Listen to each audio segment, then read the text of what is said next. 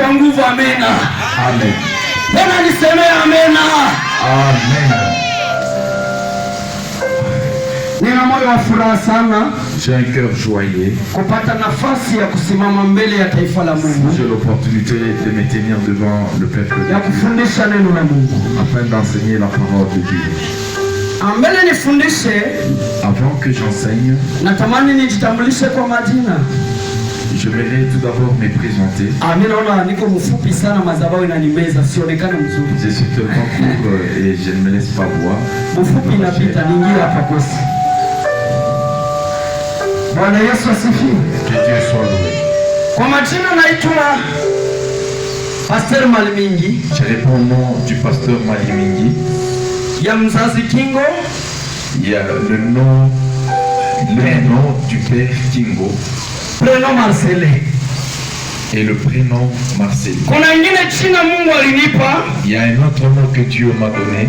Mungu alinipanga jina ya Ezekiel. Dieu m'a donné le nom d'Ézéchiel. Nikisema nina majina manne. C'est-à-dire que j'ai 4 noms. Haleluya. Amen. Haleluya. Amen. Na ile ndio majina yangu. Tels sont le nom que je porte. Nafurahi wa viongozi. Je remercie le dirigeant. Kwanza namshukuru kwanza Mungu kunipa kibali. Tout d'abord, je remercie l'Éternel pour sa grâce. Kisha nashukuru viongozi wetu ambao wananipa neema ya kusimama hapa. Après, je remercie nos dirigeants qui m'ont permis à me tenir devant vous. Asante kiongozi, papa representative. Merci, papa. Bwana Yesu asifiwe. Que Dieu soit loué. Ningependa nisalimie kila mtu tu, niko na furaha ya ajabu. Je suis tellement rempli de joie et j'aimerais saluer tout le monde. Lakini sababu ya muda haituruhusu. Compte tenu du temps, Jaribu tu kumsalimia ndugu yako karibu yako. et je demande que tu salues la personne qui a été. Umwambie karibu katika nyumba ya Bwana. Que tu lui dises bienvenue dans la maison de Dieu. Hapana umwambie na furaha na uko namchekea, mwambie karibu katika nyumba ya Bwana. De joie, je suis bienvenu dans la maison de l'Éternel. Alléluia. Amen. Ile ndio salamu yangu ya kila mtu. C'est ça même la salutation de tout un chacun. Nafikiri tuko na somo ya mzuri sana Je pense que nous avons un bon thème ambayo inatueleza vizuri. et le thème qui nous parle très bien. Amekuja kufungua waliofungwa. Il est venu libérer les captifs. Anakuja kufungua maisha yako. Il est venu libérer ta vie. Jioni ya leo anakuja kufungua maisha yako. Ce soir, il est venu libérer ta vie. Basi tusome andiko. Nous avons lu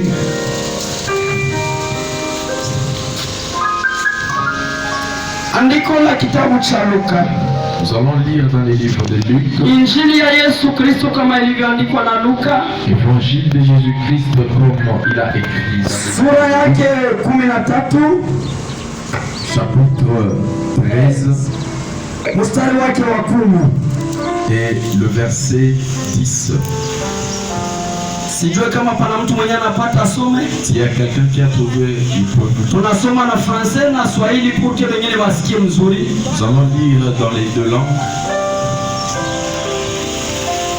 Luc chapitre 10, chapitre 13, Verset 10. verset 10. Jésus enseignait dans une synagogue le jour du sabbat. Je continue. Jusqu'à 13. Et voici, il y avait là une femme possédée d'un esprit qui la rendait infirme depuis 18 ans. Elle était courbée et ne pouvait pas du tout se redresser. Lorsqu'il la vit, Jésus lui adressa la parole et lui dit: Femme, tu es délivrée de ton infirmité. Et il lui imposa les mains. À l'instant, elle se redressa et glorifia Dieu. Amen. Parole du Seigneur. Amen. Tusikie msomaji wa pili kwa Kiswahili, watu wengi wasikie. Luka 13 na mstari ule wa 10 hadi 13. Ndio. Neno la Mungu linasema hivi. Neno la Mungu linasema, Alikuwa akifundisha katika sinagogi moja siku ya Sabato, na tazama, palikuwa mwanamke mmoja mwenye pepo. alikuweko na mwanamke aliyekuwa na pepo wa udhaifu miaka 18. miaka 18. Naye akainama sana, Ndio. hakuweza kujinyanyua hata kidogo. Ndio. 12. Na wakati Yesu alipomwona akamwita, akamwambia, Ndio. mwanamke, Ndio. umefunguliwa kwa udhaifu wako. Ndio. 13 ndio mwisho. Ndio. Akaweka mikono yake juu yake, mara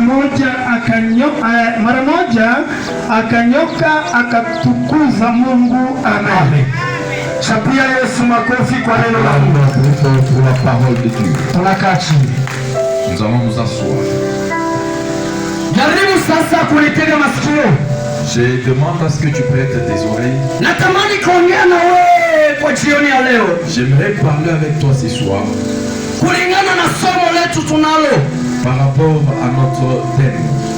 Mwezi na nusu tunaandaa hili somo Nous avons commencé il y a un peu longtemps avec ces thèmes. ambalo linatufundisha ya kwamba amekuja kufungua waliofungwa. Celui-ci nous dit qu'il est venu délivrer les captifs.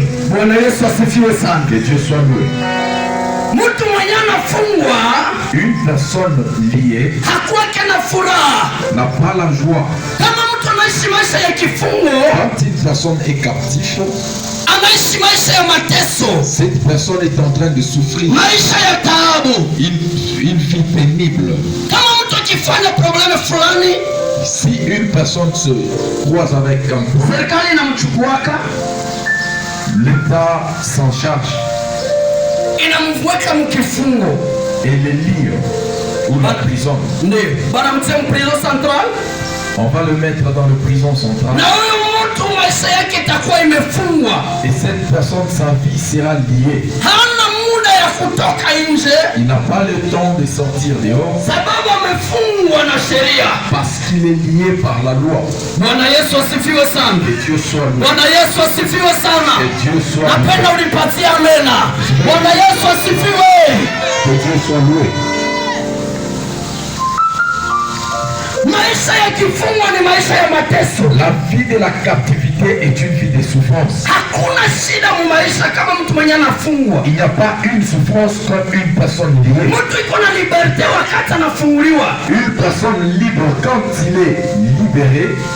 Bwana Yesu asifiwe. Amen. Bwana Yesu asifiwe. Amen. Est-ce que prisonnier anaweza kuwa na la kusema? Mfungwa peut parler. Iko chini ya mamlaka. Il est au-dessous de Iko loi. chini ya mamlaka. Il est au-dessous de loi. Sababu sheria inamfunga. Parce que la loi l'a lié. Lakini jioni ya leo Et ce soir, pana neema ya ufungulivu ya watu. il y a Haleluya. la délivrance. Haleluya. Amen. Acha nirudie nyuma kidogo. Laisse-moi faire un pas en arrière. Sheria kwa Agano la Kale L'ancienne loi, tulikuwa tumewekwa chini ya sheria. nous étions liés par la loi. Wakati wazazi wetu Adamu na Eva walipofanya dhambi, Quand nos ancêtres Adam et Ève ont péché, pale ulimwengu ikaingia chini ya sheria, là tout le monde est entré au-dessous de la loi. na ulimwengu wote tulikuwa chini ya laana. Et tout le monde était au-dessous de la haine, de la malédiction. Bwana Yesu asifiwe sana. Amen. Bwana Yesu asifiwe sana. Amen. Haijalishi ijapokuwa kulikuwa jambo fulani yenye watu walikuwa wanatumia, Et il y avait un problème par lequel toutes les personnes passaient. kama mtu alikuwa akifanya dhambi, S'il y avait quelqu'un qui péchait, ilikuwa inaomba kuchukua mwana kondoo il fallait prendre un agneau na kumwaga damu ya mwana kondoo et verser le sang d'un agneau ili ule mtu apate tena kibali mbele za Mungu. afin que cette personne ait encore Lakini ile la yote haikutosha. Mais tout cela n'a pas enlevé le péché. Unielewe mzuri, Est-ce que tu m'entends très bien? niko nafundisha neno ya watu wazima. J'enseigne une bonne leçon. Bwana Yesu asifiwe sana. Amen. Mungu ametupa neema ya kufundisha. Dieu nous a donné la grâce d'enseigner. Haleluya. Amen. Haleluya. Amen. Na niko naongea mbele ya watu wazima tu, mimi naona mtanielewa. Et je suis en train de parler aux hommes vivants parce que je sais que vous allez m'entendre. Bwana Yesu asifiwe sana. Amen. Bwana Yesu asifiwe sana. Amen. Sasa sheria, et maintenant la loi ikatuweka mbali na Mungu, nous a éloignés de Dieu. Ikatutupa mbali na Mungu, nous a éloignés de Dieu. Na ijapokuwa damu ya mwana kondoo ilimwagwa, si ce n'était que le sang de l'agneau qui a été versé, haikutuweka karibu na Mungu. Et cela nous a fait à ce que nous puissions nous rapprocher de Dieu. Namwambia mama, jikaza. Il dit mama. Unaona hapa watu wenyewe wanakuwa kana mnaita nini huko Lubumbashi? Kabosi. Kabosi. Sasa inakuwa probleme. Bwana Yesu asifiwe sana. Amen. Ambia mwenzako probleme yako leo itapona. Asila. Ambia probleme yako leo itapona. Tu seras guéri de ton problème. Yesu anamwambia mama jikaza. Jésus dit mama donne. Ndio kufungula watu. Ninakuja kukulibera. Il a voulu libérer. Anamwambia simama. Et il dit redresse-toi. Mara mama kasema. Et la maman s'est redressée. Yesu akakuja akamwambia takusaidia. Tapia Yesu makofi. Tapia Yesu makofi. Yesu akavunja sheria. Et Jésus a brisé la loi. Yesu akavunja sheria. Il a brisé la loi.